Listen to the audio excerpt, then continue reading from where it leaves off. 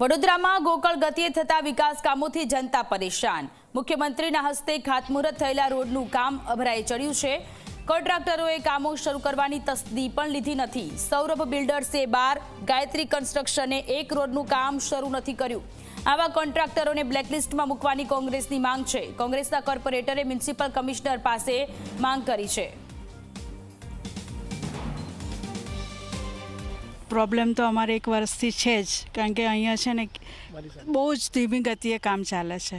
1 વર્ષથી ધીરું ચાલે છે। બધી ગટર, જે પાણીની ગટરની કુંડીઓ છે બધી ખુલ્લી છે। ગાય પડી જાય છે, છોકરાઓનું ધ્યાન રાખવું પડે છે। અને કામ તો 1 વર્ષથી આજે થયું, પછી 2 મહિના પછી પાછું થોડુંક ચાલુ થાય, વળી પાછું 2 દિવસ ચાલે, પછી પાછું બંધ થઈ જાય છે।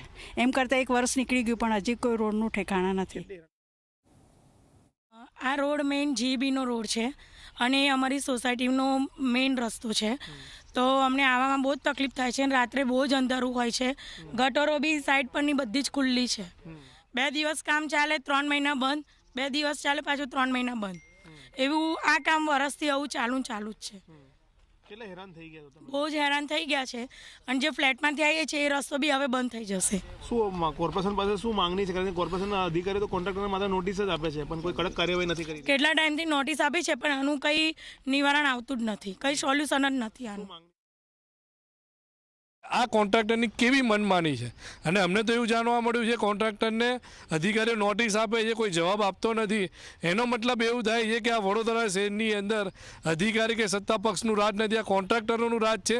એમની મનમાની પ્રમાણે કામગીરી થાય છે। આપણા કમિશનર સાહેબ મહેશ બાબુ છે, જે વારે ઘડે અધિકારીઓને સસ્પેન્ડ કરે છે, એની સાથે એક એવા દાખલા બેસાડવા જોઈએ કે જે કોન્ટ્રાક્ટરો પોતાની મનમાની કરે છે એમને એવા બ્લેકલિસ્ટ કરવા જોઈએ કે ફરી આખા ગુજરાતમાં કોઈ જગ્યાએ કામ ના કરી શકે। જે કામગીરીમાં ડિલે ચાલે છે, જે કામ જે અમે વર્ક ઓર્ડર આપેલા છે અને જેમાં જે કોન્ટ્રાક્ટરના જે કામ ડિલે ચાલે છે એમાં અમે નોટિસ એમને આપીને કામ ઝડપથી પૂરા થાય, ટાઈમ લિમિટમાં પૂરા થાય એ માટે અમે એમને કડક નોટિસ આપીને કાર્યવાહી ઝડપથી કામો પૂરા કરવા માટે જાણ કરી છે। અને એમને અમે નોટિસમાં લખેલું છે કે ભાઈ તમે આ કામ હવે જો આને આખરી નોટિસ ગણીને જો કામ ઝડપથી પૂરા કરવામાં, ટાઈમ લિમિટમાં કરવામાં નહીં આવે તો પછી આગળ તમારી સામે કડકમાં કડક કાર્યવાહી કરવામાં આવશે। એવી અમારા એ પ્રમાણે અમે નોટિસ આપીને જાણ કરેલી છે અમે।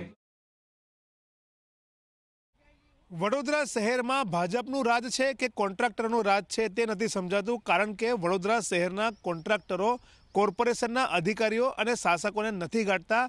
તેનો એક ઉત્તમ ઉદાહરણ આજે હું તમને બતાવવા જઈ રહ્યો છું કે વડોદરા શહેરના ઉત્તર ઝોન અને પૂર્વ ઝોનમાં જે 2 કોન્ટ્રાક્ટર કામ કર્યા છે, સૌરભ બિલ્ડર્સ કન્સ્ટ્રક્શન અને ગાયત્રી કન્સ્ટ્રક્શન, તેઓ બંને એટલા બેફામ બની ગયા છે કે અધિકારીઓના ફોન પણ નથી ઉઠાવતા। અધિકારી લેખિત કે મૌખિક જાણકારી આપે છે અથવા તો માહિતી માંગે છે તો તેનો જવાબ પણ નથી આપતા, અને તેને લઈને જ વડોદરાના રોડ પ્રોજેક્ટ શાખા દ્વારા સૌરભ બિલ્ડર્સને 12 કામ જે આપવામાં આવ્યા હતા તે કામ ખૂબ મંથર ગતિએ ચાલી રહ્યા છે, તેને લઈને નોટિસ ફટકારવામાં આવી છે। અને ગાયત્રી કન્સ્ટ્રક્શન કોન્ટ્રાક્ટરને પણ પૂર્વ ઝોનમાં જે રોડ નથી બનાવી રહ્યો વ્યવસ્થિત, તેને પણ નોટિસ ફટકારવામાં આવી છે। બંનેને કહેવામાં આવ્યું છે કે જો કામ ત્વરિત ચાલુ કરવામાં નહીં આવે અને ઝડપક કરવામાં નહીં આવે તો તેમને બ્લેકલિસ્ટ મૂકવામાં આવશે। પરંતુ સવાલ એ થઈ રહ્યો છે કે અત્યારે તમે આ જે રોડ જોઈ રહ્યા છો કે જેની સમય મર્યાદા પણ પૂર્ણ થઈ ગઈ છે, તેમ છતાં પણ આ રોડ બન્યો નથી, માત્ર કાચો પાકો રોડ બનાવવામાં આવ્યો છે। અને અહીંયા તો હજુ તો રોડનું કામ ચાલુ કરવામાં આવ્યું છે, તે ક્યારે પૂર્ણ થશે તે સવાલ લોકોના મનમાં ઉદ્ભવી રહ્યો છે।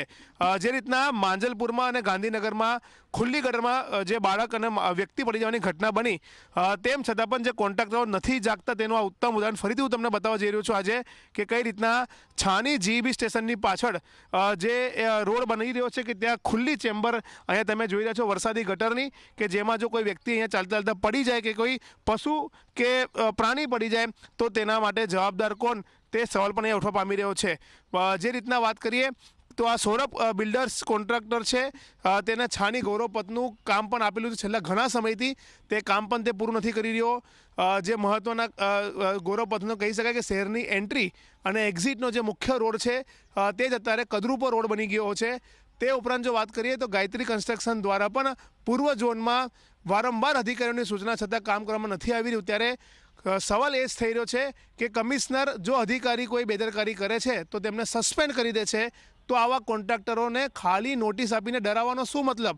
આ લોકો સામે કડક કાર્યવાહી કરવી જોઈએ અને તેમને બ્લેકલિસ્ટ કરીને ફરીથી તેઓ વડોદરા શહેરમાં કોઈ પણ જગ્યાએ કામ ન કરી શકે તેવો દાખલારૂપ કાર્યવાહી કરવી જોઈએ તેવી માંગ કોંગ્રેસના કોર્પોરેટર પણ કરી રહ્યા છે. કેમેરામેન મુકુંદ દવે સાથે રવિ અગ્રવાલ, ઝી મીડિયા, વડોદરા.